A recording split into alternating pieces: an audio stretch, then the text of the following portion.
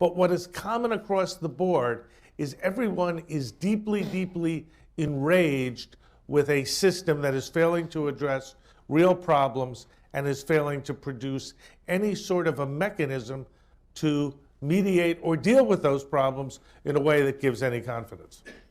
So, Kellyanne, do you see the theme of this election being establishment, overarching theme, establishment versus anti-establishment, and that being a more dominant concern than any particular issues, that this is more of an attitudinal and perspective situation? Establishment versus non-establishment is both a cause and a symptom in this election, in my view. And let me back up a moment just on this entire narrative of anger and rage. I think that puts too much of the burden on the voter, and it relieves the burden on those who have created this great deal of frustration and betrayal. Betrayal is a very important word in this election cycle, because if pollsters would supplant anger for the word betrayal or frustration, you find many voters, left, right, and center, gravitating toward that description of their own feeling toward the political class, toward the establishment, again, right, left, and center, than anger. And anger, Jeffrey Pollack is in the audience. We both worked for Frank Luntz in 1994 when the Republican Revolution happened. Anger was very, very pregnant in 1994. I think now people are struggling in a different type of way. And their frustration at the system is that they feel they don't have a voice, and they feel nobody truly works for them, and that it's a rigged game they cannot win. And by the way, they have a point. Of course we have a point, you Council on Foreign Relations whore. And let me count the reasons why. Why vote when they admit it's rigged, which would be you, Council on Foreign Relations? Tried and true information. U.S. police officers killed by open border treason. Undisputed information. CFR admits NSA is to help murder Americans. Tried and true information. DOD goes public on their cyber communism. Tried and true information.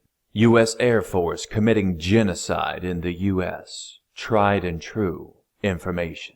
The massive sellout to the communist Chinese. Tried and true information. Now you listen here, you Council on Foreign Relations vermin.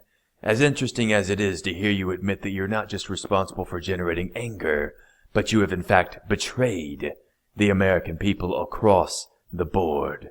I'd like to step it up a notch, though. The national standard for betrayal, which has a clear code of conduct, and that title, you Council on Foreign Relations scum, is high treason, which warrants your execution. I'll make sure to be there when you're put down like the sick animals you are, you Council on Foreign Relations vermin. We see a very effective, slick use of social media, of the internet, by organizations such as...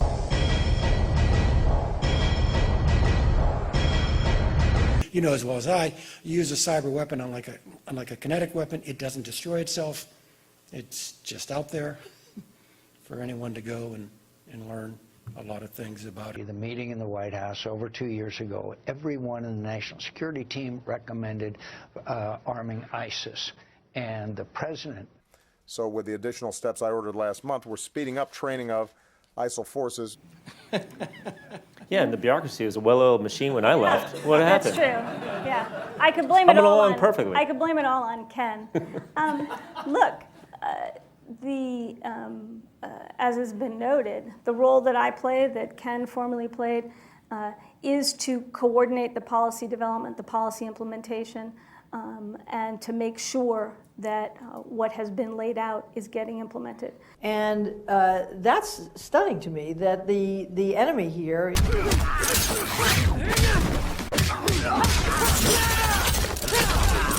is way better certainly at using social media to foment and inspire, and we don't have, to use Mike's terminology, a counter-narrative. We don't have the same power in that space that we should. Vegeta, what does the scouter say about his power level? It's over 9,000! What? But don't forget, you need to give your policymakers deep reach, nuanced, strategic appreciations.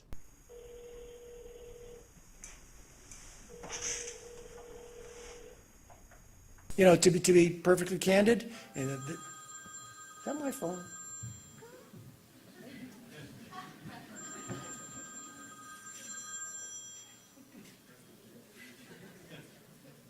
Yes, my name is Justin Hess with the U.S. Department of Counter-Tyranny Operations.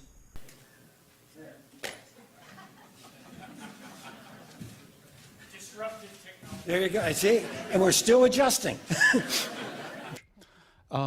General Hayden stated that we needed to go on the offensive. I'm wondering what that actually implies. That implies some kind of military commitment in between. In addition, there's the old Powell rule, the Pottery Barn rule. If you break it, you own it. And we've discovered that there's a fairly extensive amount of reconstruction required in these societies. Obviously, we're prepared to take actions here in the homeland. Are we really prepared to make the kind of commitments that are required abroad to stem this tide? Yeah, let me give you a corollary of General Powell's rule. If it gets broken, we appear to own it. All right? Seriously. I mean, you get three models. The involvement in Iraq, where we broke it, but we were really involved, and it didn't end so happily. The involvement in Libya, where we tried to split the difference, that didn't end very happily. And the involvement in Syria, where we're barely present at all, that's not ending very happily either. My turn, you genocidal, psychopathic, cowardly scumbag, subverting our constitutional republic.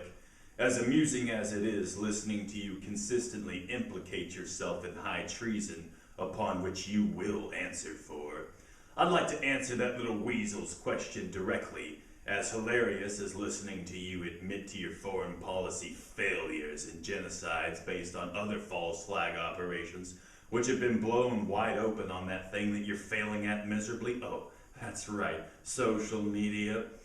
That little weasel there asked if the genocidal operations need to become domestic because you're freaking out because there's people like me running around everywhere exposing your treasonous operations and cataloging the fact that you have implicated yourself several times in high treason. And documentaries such as mine could get you put before a firing squad, a formal or an informal firing squad. So you're freaking out, wondering where you can use all of the assets you've hijacked to try and stem the tide. Oh, really? Well, to answer that little shit's question directly, no, you're not ready to conduct local operations. You want to know why? Because you've already been implicated. As soon as you make your move, we'll see it coming. And on hard drives and flash drives all across America will be your faces. And you will be lined up before a firing squad and executed because you won't get away with it. So I suggest you give up now, scum, before you make things worse for yourself.